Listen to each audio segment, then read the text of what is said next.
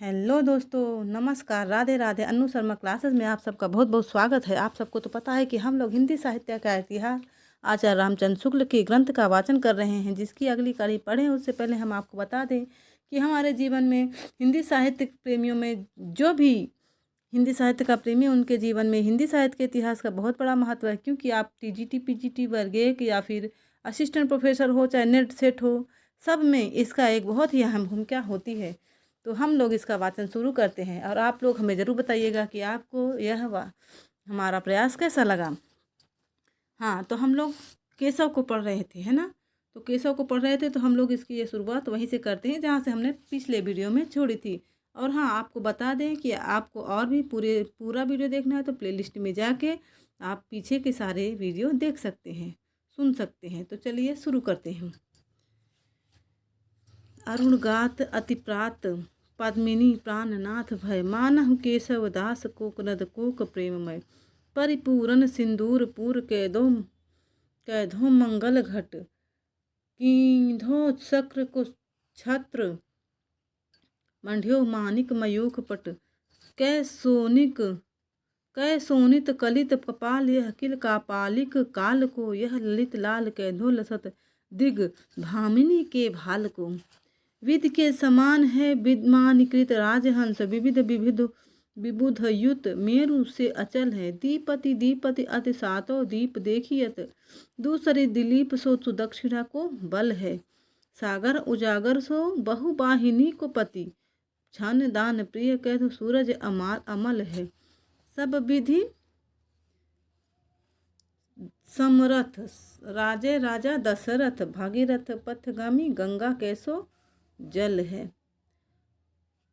मूलन ही की जहाँ अधोगति केशव गाइए होम हुतासन धूम नगर एक मलिनाई दुर्गति दुर्गन ही जो कुटिलगत सरितन ही में श्रीफल को अभिलाष प्रकट कविकुल के जी में कुंतल ललित नील भ्रुकुटी धनुष नयन कुमुद कटाक्ष बाण शबल सदाई है सुग्रीव सहित तार अंगदाति भूषणन मध्य देत केसरी के जगगति भाई है विग्रहानुकूल सब लक्ष लक्ष ऋक्ष बल ऋक्षराज मुखी मुख केशव दास गाई है रामचंद्र जू की चमु राज से विभीषण की रावण की मीचुदर कूच चली आई है पढ़ो बिरंच मौन वेद जीव सोर छाणी रे कुबेर बैर कै कही न जच्छ भीर मंडिरे दिनेश जाई दूरी बैठो नारदादि संग ही न बोलू चंद मंद बुद्धि इंद्र की सभा नाही। तो ये रहे हमारे केशव दास जी की कुछ कविताएं और उनका परिचय हमने पिछले वीडियो में पढ़ा है।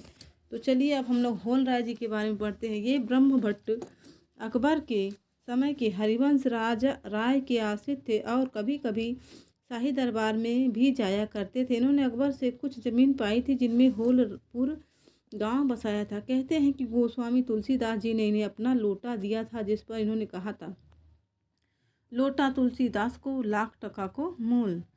गोस्वामी जी ने चट उत्तर दिया, तोल मोल कछु है नहीं लेहु राय कभी होल। रचना इनकी पुष्ट होती थी, पर जान पड़ता है कि ये केवल राजाओं और रईसों की बिरुदावली वर्णन किया करते थे, जिसमें जनता के लिए ऐसा कोई विशेष आकर्षण नहीं था कि इनकी रचना सुरक्षित रहती। अकबर बादशाह के प्रशंसा में इन्होंने यह कवित्व लिखा है, दिल्ली ते न तख्त हुए हैं बख्त न मुगल कैसो हुए हैं ना नगर पढ़ी आगरा नगर ते गंगा ते न गुनी तान से न ते न तान बाज मान ते न राजा और न दाता बीर बल ते खान खान खाना ते न नर नर हर ते न हुए हैं न दीवान को बेडर टू डर ते नवो खंड सात दीप सात हूँ समुद्र पार हुए हैं न जलालुद्दीन यह शाह अकबर थे। तो इसमें प्रशंसा किया गया है। अब हम लोग मोस्ट इम्पॉर्टेंट आप लोग इसको डाल लीजिए, अब्दुल रहीम खान खाना। इनकी कविताएं, इनके बारे में हर परीक्षा में कहीं ना कहीं से पूछा ही जाता रहता है। तो आप अपने नोट्स में जो भी ज़रूरी लगे आप नोट कर सकते हैं। जैसे इनका जन्म, इनकी रचनाएं, है ना। तो ये अकबर बादशाह के अभिभावक प्रसिद्ध मुगल दरबार बैरम खान खाना के पुत्र थे। सबसे पहले तो ये बैरम खान के पुत्र थे। इनका जन्म संवत 1610, तो आप सबको तो पता है संवत 1610 में इनका जन्म हुआ था।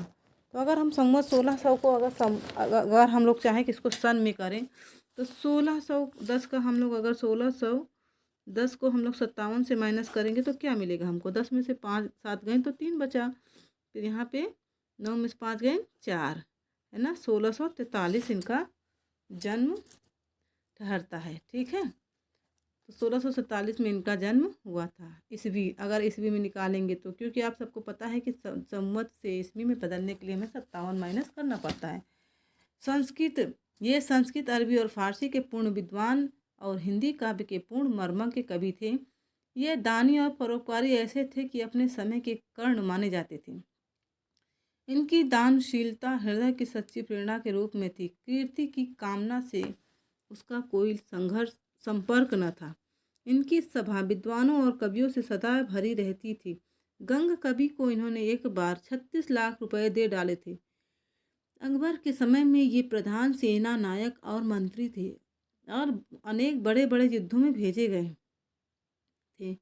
ये जहांगीर के समय तक वर्तमान रहे। लड़ाई में धोखा देने के अपराध में एक बार जहांगीर के समय इनकी सारी जागीर जब्त हो गई और ये कैद कर लिए गए। कैद से छूटने पर इनकी आर्थिक अवस्था कुछ दिनों तक बड़ी हीन रही, पर जिस मनुष्य ने करोड़ों रुपए दान कर दिए, जिसके यहाँ से कोई विमुख न लौटा, उसका पीछा याचकों से कैसे छूट सकता था। अपनी दरिद्रता का दुख वास्तव में इन्हें उसी समय होता था जिस समय इनके पास कोई याचक जा पहुंचता और ये उसकी यथेष्ट सहायता नहीं कर सकते थे। अपनी अवस्था के अनुभव की व्यंजना इन्होंने इस दोहे में की है। तबहि लो जीवो भलो देबो होय न धीम, तबहि लो जीवो भलो देबो होय न धीम, जग में रहिबो कुंचित गति उचित न होय रहीम। मतलब इनके कहने का जीना तभी तक सार्थक है जब हम लोग देना धीमा ना करें, मतलब देते ही रहें, और जिस दिन ऐसा ना हो उस दिन जीना बेकार है। संपत्ति के समय में जो लोग सदा घेरे रहते थे, विपत्ति के आने पर उनमें से अधिकांश किनारा खींचते हैं। उस समय खींचते हैं। इस बात का द्योतक यह दोहा है। ये रहीम दर दर फिरें, मांगी मथकुरी खाएं, यारो यारी छाड़िए अब रहीम वे नाहीं।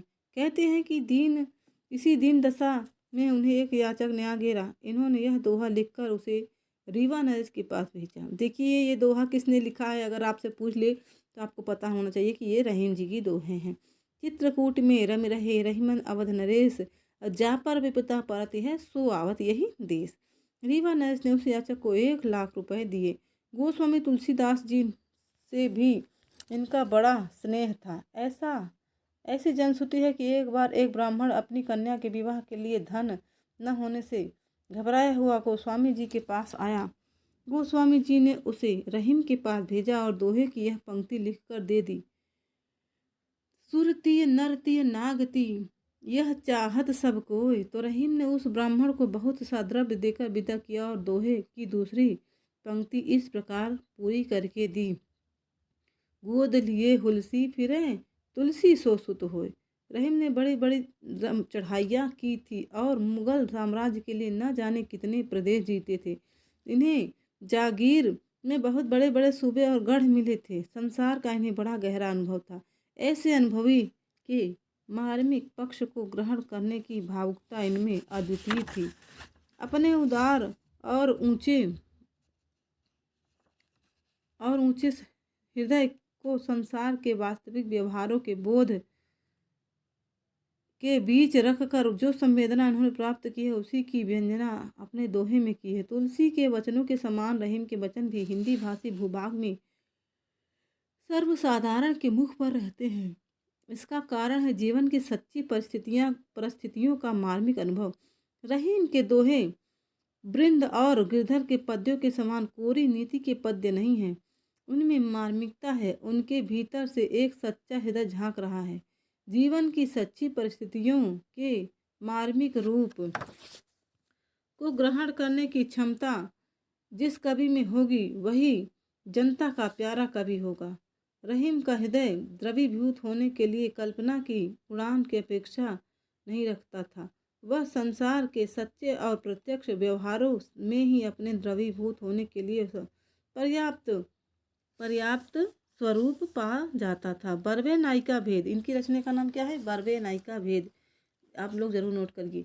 में भी जो मनोहर और छलकते हुए चित्र हैं वे भी सच्चे हैं, कल्पना के झूठे खेल नहीं हैं। उनमें भारतीय प्रेम जीवन की सच्ची झलक है। भाषा पर तुलसी का सा ही अधिकार हम रहीम पर भी पाते हैं। अगर पूछ लिया जाए यह कथन किसका है, भाषा पर तुलसी का सा ही अधिकार हम रहीम पर पाते हैं, तो आप लोग बेझिझक आंसर लगाइए, आचार्य शुक्ल। वे ये ब्रज और अवधी, पश्चिमी और पूर्वी दोनों काव्य भाषाओं के समान कुशल थे। बर्वे नायिका भेद बड़ी सुंदर अवधी भाषा में है। तो इसकी भाषा, बर्वे नायिका भेद की भाषा क्या है? तो अवधी भाषा है। इनकी उक्तियां ऐसी लुभावनी हुई कि बिहारी आदि परवर्ती कभी भी बहुतों का अपहरण करने का लोभ न रोक सके। यद्यपि रहीम सर्वसाधारण में अपने दोहों के लिए ही प्रसिद्ध हैं, पर इन्होंने बर्वे, कवित्त, सवैया, सोरठा, पद सब में थोड़ी बहुत रचना की है। रहीम का देहावसान 1643 संवत 1643 में हुआ था। रहीम का देहावसान संवत 1683 है, सॉरी दोस्तों क्षमा करना, 1683 में हुआ था। अब तक इनके निम्नलिखित ग्रंथ सुने जाते थे। रहीम दोहावली या सतसई इनके ग्रंथों की मतलब इनकी रचनाओं का नाम है, ये आप लोग नोट कर लीजिए। रहीम दोहावली या सतसई, बर्वे नायिका भेद, श्रृंगार सोरठा, मदनाष्टक, रास पंचाध्याय, है ना, ये इनकी रचनाएं हैं। पर भरतपुर के श्रीयुत पंडित माया शंकर जी याज्ञिक ने इनकी और भी रचनाओं का पता लगाया है, जैसे नगर शोभा, फुटकल, बर्वे फुटकल, कवित्त, सवैये और रहीम का एक पूरा संग्रह रहीम रत्नावली के नाम से निकाला है। कहा जा चुका है कि ये कई भाषाओं और विद्याओं में पारंगत थे। इन्होंने फारसी का एक दीवान भी बनाया था और बाकायत वाकयात बाबरी का तुर्की से फारसी में अनुवाद किया था। कुछ मिश्रित रचना भी इन्होंने की है। रहीम काव्य हिंदी संस्कृत की खिचड़ी है और खेट कौतुकम, देखिए इनकी रचना का नाम खेट कौतुकम, जो कि ज्योतिष ग्रंथ का संस्कृत और फारसी की खिचड़ी है। कुछ संस्कृत श्लोकों की रचना भी ये कर गए हैं। इनकी रचना के कुछ नमूने देखिए। तो सतसैया दोहावरी से ये कविता है। दुर्दिन परे रहीम कह भूलत सब पहचान, सोच नहीं बित हानि को जो न होए हित हानि। को रहीम जन काहुगे द्वार गए पछताए, संपत्ति के सब जात हैं विपत सबय ले जाए। जो रहीम गति दीप की, देखिए मोस्ट इम्पॉर्टेंट पंक्तियां हैं ये, आप लोग इनको जरूर नोट कर लीजिएगा। जो रहीम गति दीप की, कुल कपूत गति सोए, बारे उजियारे लगे बड़े अंधेरों होए। सर सूखे पंछी उड़े औरे शरण समाए, दीन मीन बिन पंख के कहूँ रहीम कहाँ जाए। मांगत मधुकरी को गयो के ही न त्याग गियो साथ, मांगत आगे सुख लहो ते रहीम रघुनाथ। ये है इनकी बहुत ही ज्ञानवर्धक इन्होंने रचनाएं की हैं। रहीमन वे नर मर चुके, मोस्ट इम्पॉर्टेंट है, ये बहुत बार पूछ चुकी है कविता किसकी है, ये रचना किसकी है, तो आपको ये तो पता ही होना चाहिए कि रहीम जी ने लिखा है।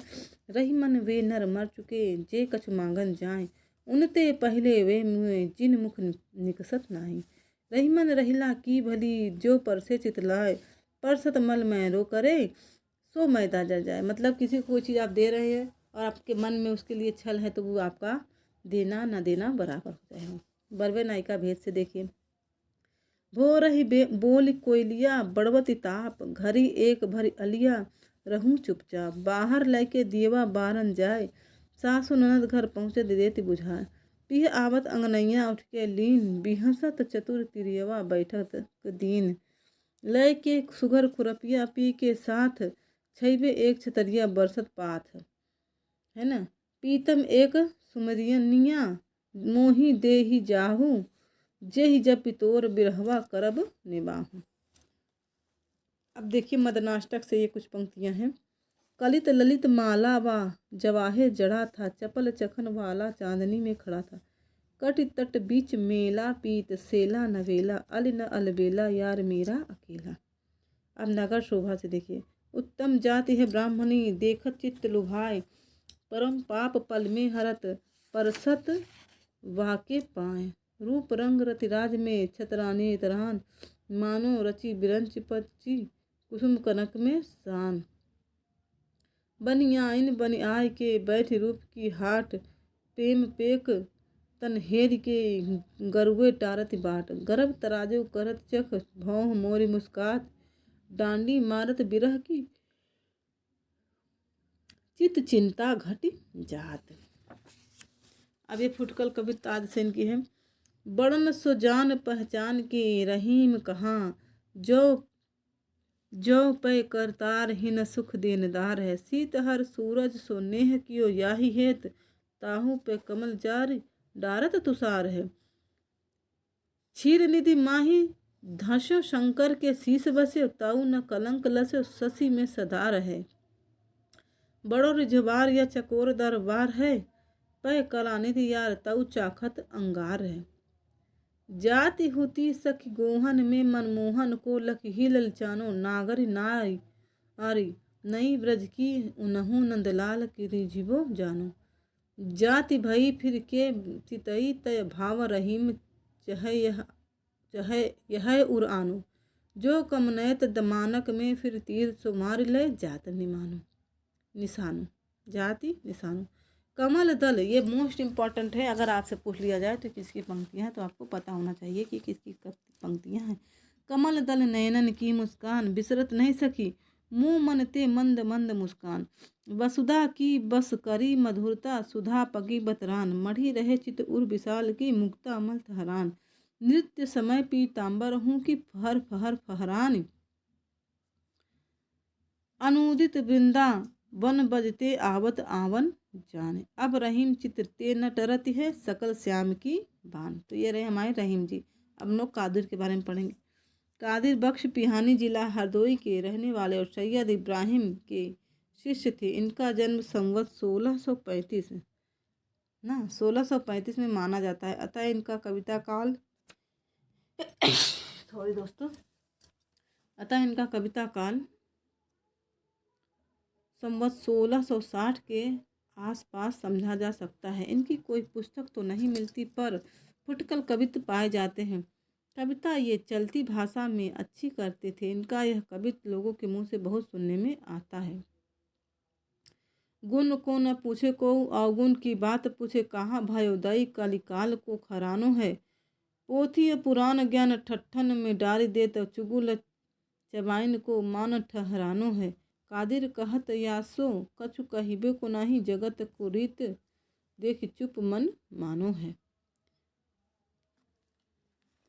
खोल देत हियो सब औरन, सो भांति भांति गुण ना हिरानो, गुण गाहक हिरानो है।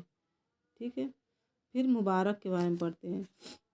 सैयद मुबारक अली बिलग्रामी का जन्म 1640 में हुआ था। संवत 1640। ये सब आचार्य शुक्ल ने सबका जन्म संवत में दिया है। ठीक है दोस्तों, संवत 1640 में हुआ था। अतः इनका कविता काल संवत 1670 के पीछे मानना चाहिए। ये संस्कृत और फारसी के अच्छे पंडित और हिंदी के सहृदय कवि थे।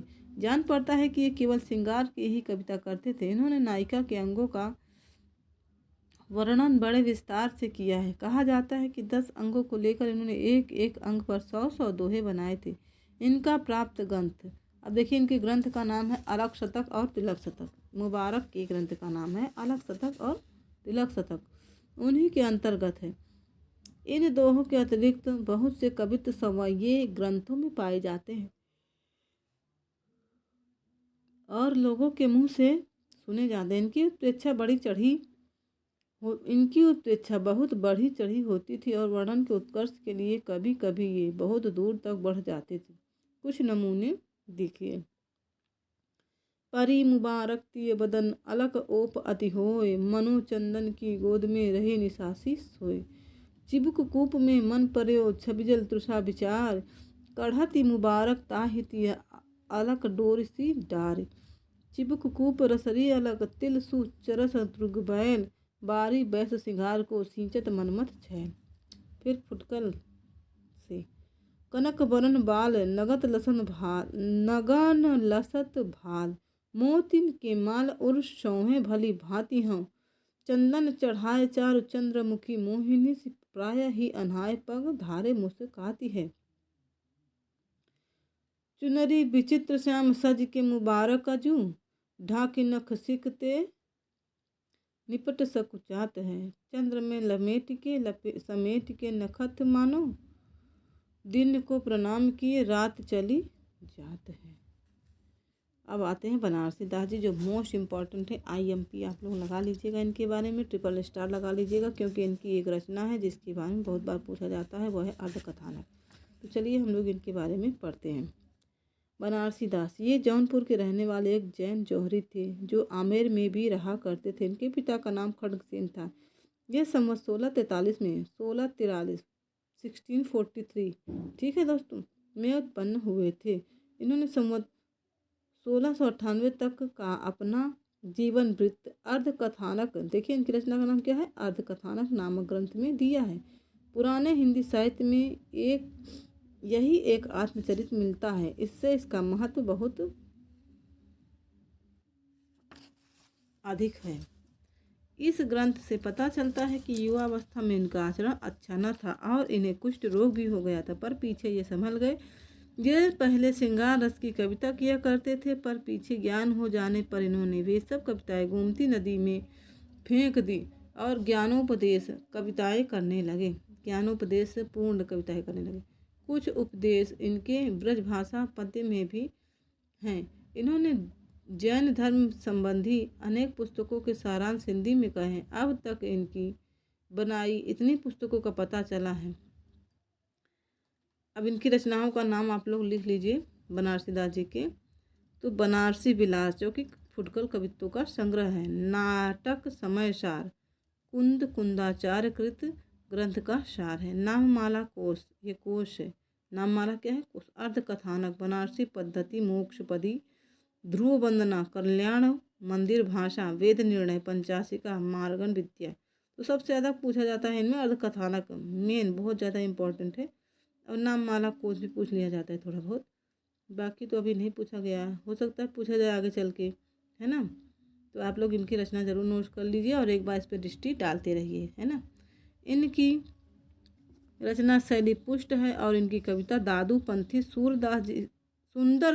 दादूपंथी सुंदरदास जी की कविता से मिलती जुलती है। कुछ उदाहरण देखिए।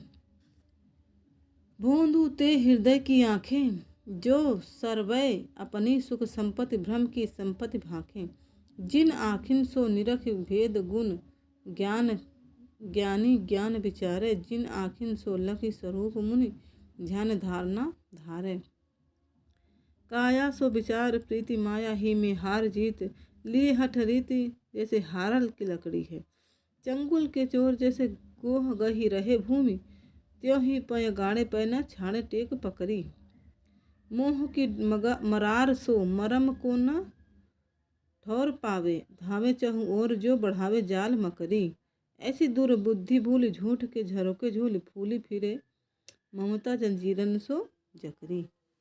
अब हम लोग पढ़ेंगे सेनापति के बारे में। ये भी इम्पोर्टेंट कवि हैं, है ना। इनके बारे में भी बहुत बार पूछ लिया जाता है। इनकी रचना पूछी जाती है, इनका जन्म पूछा जाता है, इनके तो गुरु पितामह सबके बारे में पूछ लिया गया है। तो इनके बारे में थोड़ा सा आप लोग ध्यान दीजिएगा। सेनापति ये अनूप शहर के रहने वाले कान्यकुब्ज ब्राह्मण थे। इनके पिता का नाम गंगाधर और पितामह मतलब इनके दादाजी का नाम परशुराम और इनके गुरु का नाम हीरामण दीक्षित था। अब देखिए किसी परीक्षा में पूछ लिया था कि इनके गुरु जी का क्या नाम है, तो आपको पता होना चाहिए कि हीरामणि दीक्षित इनके गुरु का नाम था, इनके पिताजी का नाम गंगाधर, इनके पितामह मतलब इनके दादाजी का नाम परशुराम था। इनका जन्मकाल संवत 1646 के आसपास माना जाता है। ये बड़े ही सहृदय कवि थे। ऋतु वर्णन तो इनके जैसा और किसी श्रृंगारी कवि ने नहीं किया है। इनके ऋतु वर्णन में प्रकृति निरीक्षण पाया जाता है। पद विन्यास भी इनका ललित है। कहीं कहीं विरामों पर अनुप्रास का निर्वाह और यमक का चमत्कार भी अच्छा है। सारांश यह है कि अपने समय के ये बड़े भावुक और निपुण कवि थे। अपना परिचय इन्होंने इस प्रकार दिया है। देखिए इनका परिचय इन्होंने खुद ही दिया है। दीक्षित, थोड़ा सा इसमें प्रिंटिंग मिस्टेक हो गया है तो आप लोग देख लीजिए। दीक्षित परशुराम दादा है विदित नाम, जिनकी इन्हें यज्ञ जाकी विपुल बड़ाई है। गंगाधर पिता गंगाधर के समान जाके गंगा तीर बसत अनूप जिन पाई है। महाजान मणि विद्या दान हूँ मैं चिंतामणि, हीरा मन दीक्षित ते पाई पंडिताई है। सेनापति सोई सीतापति के प्रसाद जाकी, सब कवि कान दे सुनत कविताई है। इनकी गर्भोक्तियाँ खटकती नहीं उचित जान पड़ती हैं। अपने जीवन के पिछले काल में ये संसार से कुछ विरक्त हो चले थे। जान पड़ता है कि मुसलमानी दरबारों में भी इनका अच्छा मान रहा, क्योंकि अपनी विरक्ति की झोंक में इन्होंने कहा है के तो करी कोई परे करम लिखोई ताते, दूसरी न होए उर सोई ठहराइए। आधी ते सरस बीत गई है बरस, अब दुर्जन दरस बीच रस न बढ़ाइए। चिंता अनुचित धरु धीरज उचित, सेनापति हुए सुचित रघुपति गुण गाइए। चारि चर दान तजी पायक मलेच्छन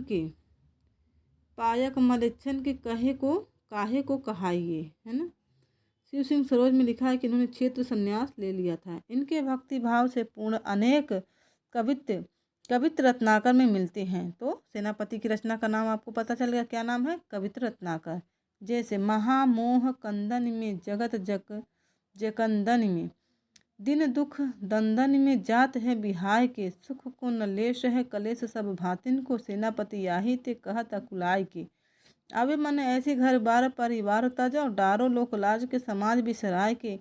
हरिजन पुंजन में वृंदावन कुंजन में रहो बैठ कहूँ तर जाय के, है ना। यद्यपि इस कवित्व में वृंदावन का नाम आया, पर इनके उपास्य राम ही जान पड़ते हैं, क्योंकि स्थान स्थान पर इन्होंने सियापति राम आदि नामों का ही स्मरण किया है। कवित्र रत्नाकर इनका सबसे पिछला ग्रंथ जान पड़ता है, क्योंकि इसकी रचना संवत 1706 में हुई है। संवत 1706 से सियापति पाए, सेनापति कविता सजी सज्जन सजो सहाय। इनका ग्रंथ काव्य कल्पद्रुम भी प्रसिद्ध है। तो एक रचना इनकी कविता रत्नाकर और दूसरी काव्य कल्पद्रुम। जैसा कि पहले कहा जा चुका है, इनकी कविता बहुत मर्म स्पर्शनीय और रचना बहुत ही प्रौढ़ और प्रांजल है। जैसे एक ओर इनमें पूरी भावुकता थी, वैसे ही दूसरी ओर चमत्कार लाने की पूरी निपुणता भी। श्लेष का ऐसा साफ उदाहरण शायद ही और कहीं मिले। नाही करे थोड़ी मांगे सब देन कहे, मंगन को देत पट देत बार बार है। जिनके मिलत भली प्राप्त की घटी होती, सदा शुभ जन्मन भावे गिन निर्धार है। भोगी हुए रहत बिलसत अवनी के मध्य, कन कन जोरे दान पाठ परवाह है। सेनापति वचन की रचना निहारी देखो, दाता और सुम दो किन्हें एक सार है। भाषा पर ऐसा अच्छा अधिकार कम कवियों का देखा जाता है। इनकी भाषा में बहुत कुछ माधुर्य ब्रजभाषा का ही है, संस्कृत पदावली पर अवलंबित नहीं। इन अनुप्रास और यमक की प्रचुरता होते हुए भी कहीं भद्दी कृत्रिमता आने नहीं पाई है। इनके ऋतु वर्णन के अनेक कवित्व बहुत से लोगों को कंठस्थ हैं। रामचरित संबंधी कवित्व भी बहुत ही ओजपूर्ण है। इनकी रचना के कुछ नमूने नीचे दिए जाते हैं। वाणी सौ सहित सुबरन मुँह रहे जहाँ, सूरत बहुत भांति अर्थ समाज को। संख्या कर लीजिए अलंकार है अधिक, यह में राखो मति ऊपर सरस ऐसे साज को। सुनो महाजन चोरी होत चार चरण की, ताते सेनापति कहे तज उर लाज को। लीजियो बचाए जो चुरावे नहीं को सौंपी, वित्त किसी थाथी में कवितन के ब्याज को। वृष को तरन तेज सौ करन तपे, ज्वालन के जाल विकराल बरसत है। तचति धरन जग झुरत झुरन सिरी, चाह को पकड़ पंछी बिरमत है ना। सेनापति सेनापति नेक दोपहरी ढरकत होत धमका विषम जो न पात खरकत है। मेरी जान पौन सिर ठौर को पकड़ कहूँ घर एक बैठ कहूँ धामे बिलवत है धामे बितवत है।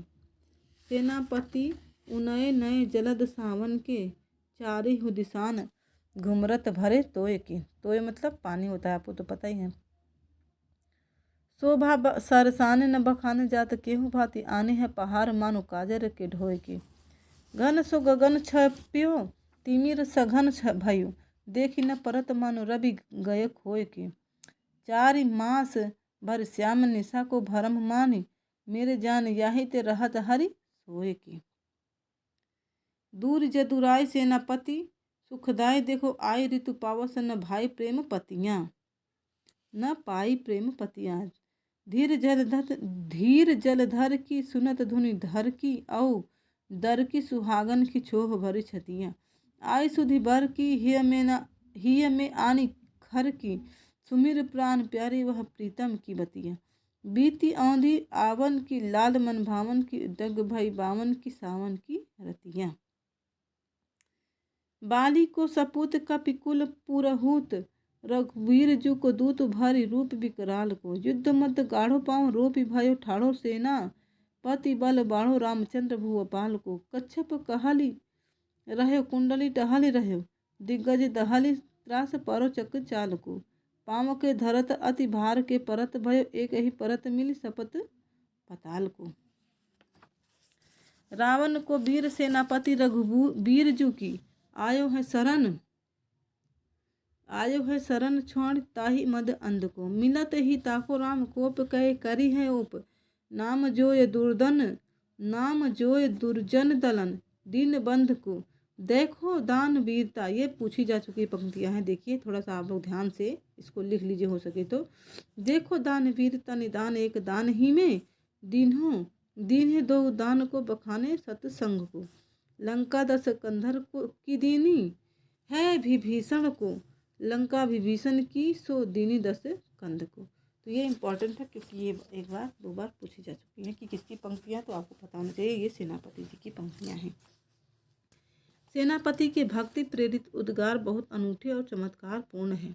आपने कर्म करी हऊँ ही निभाऊंगी तव हव ही करतार तुम काहे के वाला प्रसिद्ध कवित्व भी इन्हीं का है। अब हम लोग पुहकर कवि के बारे में पढ़ते हैं। इनकी रचना रसरतन है। इनको बारे में तो आपको पता ही है कि बहुत ही ज़्यादा इम्पोर्टेंट है। कई बार ये पूछे जा चुके हैं और कई एग्जाम में हमारे सामने इनकी बात आती है। पुहकर कवि ये प्रतापपुर जिला मैनपुरी के रहने वाले थे, पर पीछे गुजरात में सोमनाथ के पास भूमि गांव में रहते थे। ये जाति के कायस्थ थे और जहांगीर के समय में वर्तमान थे। कहते हैं कि जहांगीर ने किसी बात पर इन्हें आगरे में कैद कर लिया था। वही कारागार में इन्होंने रस रतन नामक ग्रंथ संवत 1673 में, तो कौन से संवत में लिखा था? 1673 में